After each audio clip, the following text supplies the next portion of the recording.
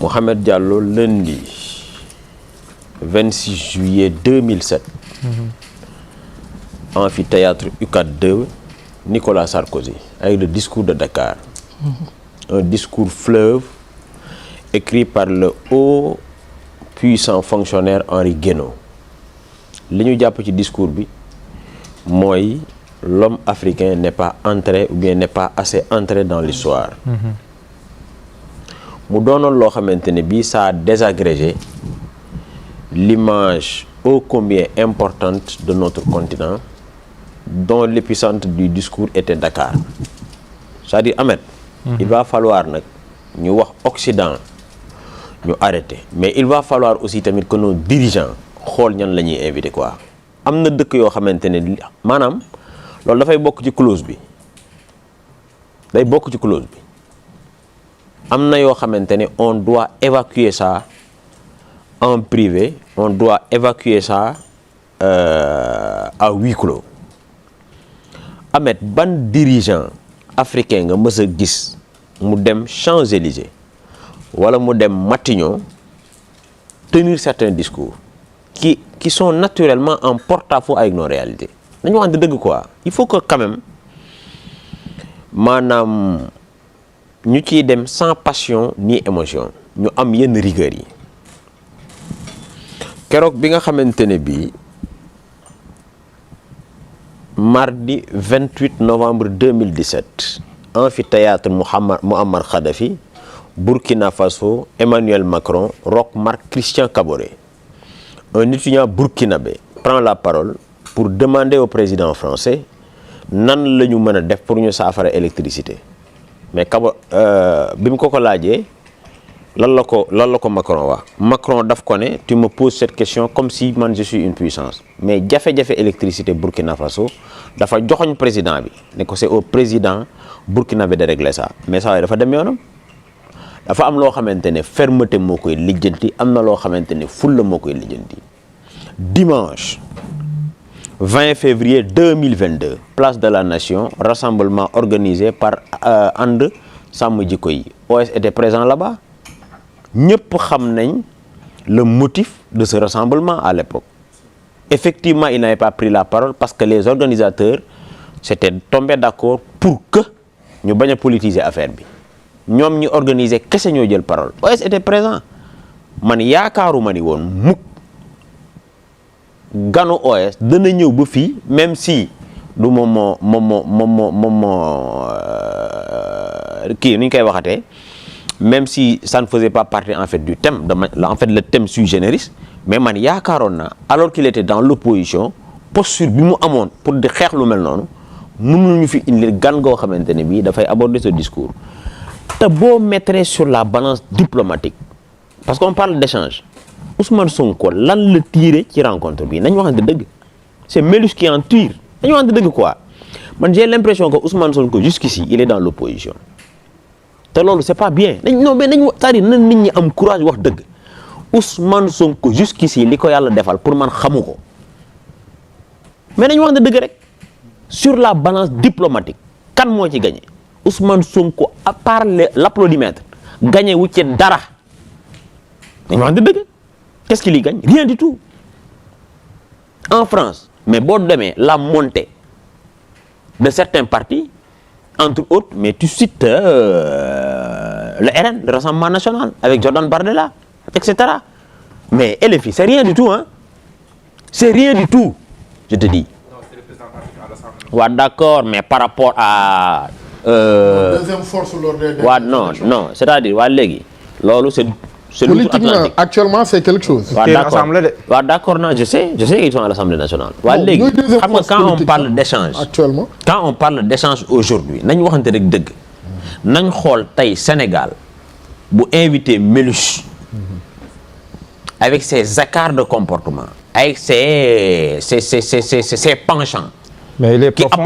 nga ne. il est profond si du point de vue de l'intellect. non waxuma intellectuel ëpp ñooy intellectuel gis nga. n'ayons pas le complexe de l'intellectuel à partir de la géographie ou bien le complexe de la géographie en fait des diplômes. c'est pas important mais qu'est-ce qu'on reproche à Mélenchon d'autant plus que moom nekkul moo njëkk aborder la question. non dafa répliquer non dama ne. mais son discours boo xoolee ni mu waxee Sénégal rôle pivot ak par rapport ak li ñu jot a dund. dafa am fu ñuy xaar nos autorités. Il faut que les gens soient assez rigoureux. La rigueur que l'opposition incarnée par OS et son parti biñ doon comment dirais-je encore imposer au régime qui était là rigueur boobu ou bien plus que ça la ñu war a yoree réew mi nañ waxante dëgg y a pas de temps à perdre man dama jàppoon ni le Mélus qui est un vieillard ça il faut le dire bu ñëwee fii mais en fait tan man yaakaaruma woon nii lay demee xam nga lan mooy dëgg xam nga Ousmane Sonko ñi fi nekkoon dañ ko yàgg caricaturer auprès de certaines chancelleries yaa ngi dégg moi je pense que il est temps mu dem France yaa ngi may dégg bu baax li ma la wax montrer qu'à Macron que niñ ma doon caricaturer c'est pas vrai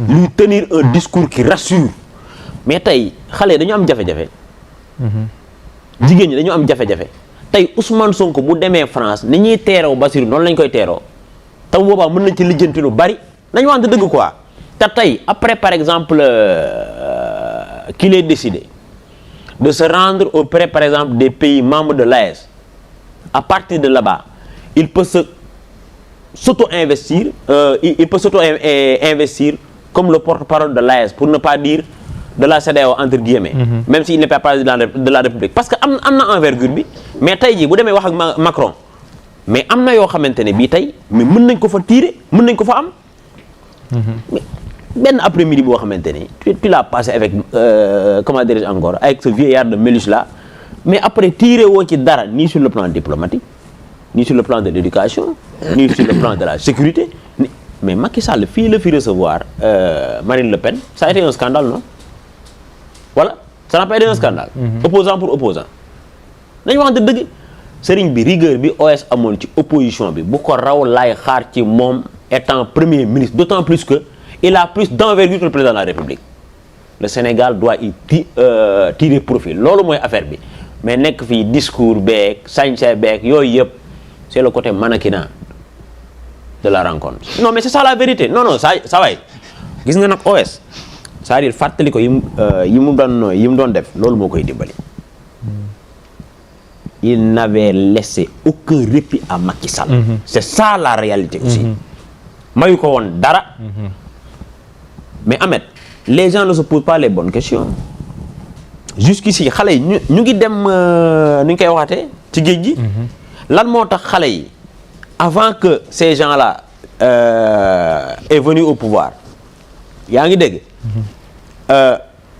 ñu jàppoon ne ñi fi nekkoon moo tax ñuy dem ñoom ñu falu booy kon ne dem waaye léegi ñi demoo la moo tax ñu bisiwul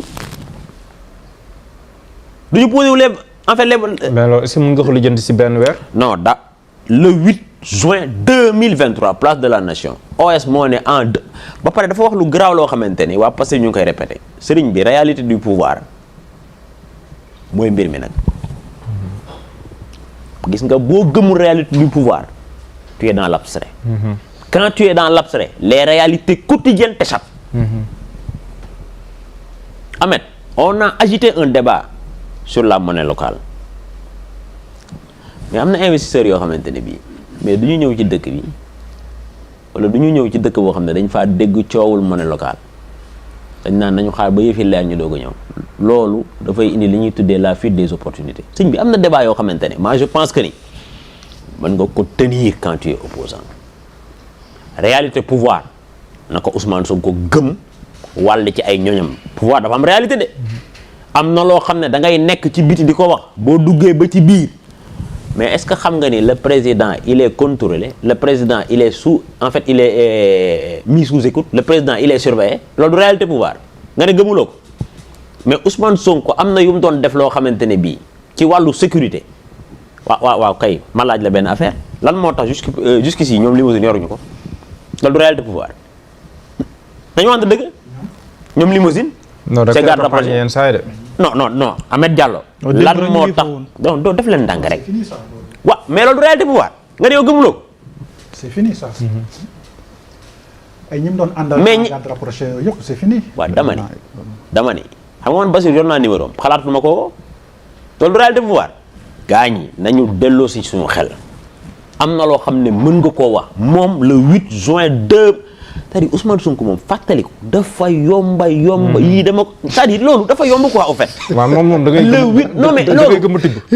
laa gëmu wax. gëm a tibb gëmu dóor dafa yomb. non c'est vrai loolu moom c'est vrai. non mais c'est-à-dire nañ waxante dëgg yow gëmoo réalité pouvoir ba pare ngay exercer pouvoir bi quand est-ce que tu vas résoudre en fait nos problèmes.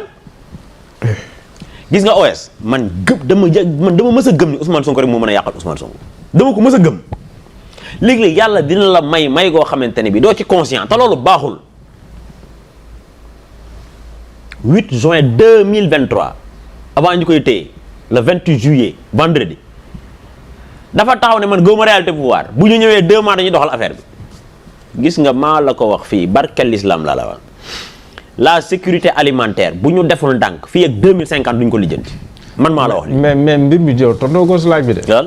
wala da nga koo laaxaale benn yoon. non man kay jaxase naa lépp jox la. pour yow le ba pare nga mais pour yow le discours d'hier sur l'homosexualité c'était inopportun. mais sëriñ bi man toog naa fii Ahmed Khalifa Niass toog fii ma ne la man discours yooyu dama koo seexlu wax naa la ko wala waxuma ko. au nom de quoi nos dirigeants wax naa la ko au nom de quoi tey nos dirigeants ku ne mbilim mbàcc rek parce que Dakar baromètre la.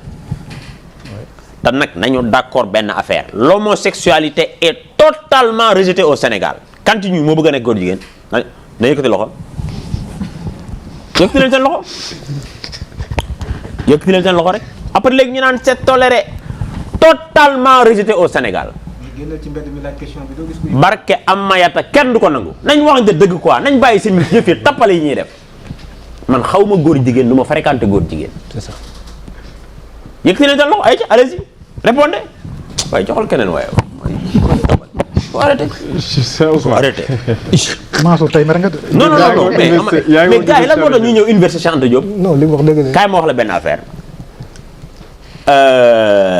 foofu laay jeexee par analogie Barack Obama kan moo ko gën a puissant et pourtant quand le président Macky Sall avait répondu les gens ont pensé que c'était une réponse molle waa léegi ban moo ëpp danger entre nga wax biir palais ak nga wax fi nga xamante ne bii ki nekk palais foofu la jógee ban moo ëpp danger gars ñi soyons conscients gis nga régime bii moom barke l'islam duma leen may tarfatalay parce que nit ñi dañu faatu parce que nit ñi dañu leen a xeexal parce que nit ñi dañ leen a ñaanal nit ñi dañoo wàcc ay kaamil rendi ay nag saraxa ay mbiskit ak tàngal ñu jël nguur gi sëriñ bi jafe woon na de diggante juillet ak 16 mars 2024 jafe woon na trop boobu nit ñi dañu songee moon ñii di fanaanee jooy ñii seen sëy yi di tas sëñ bi nañ indiwaat loolu fàttali ko OS il peut aller loin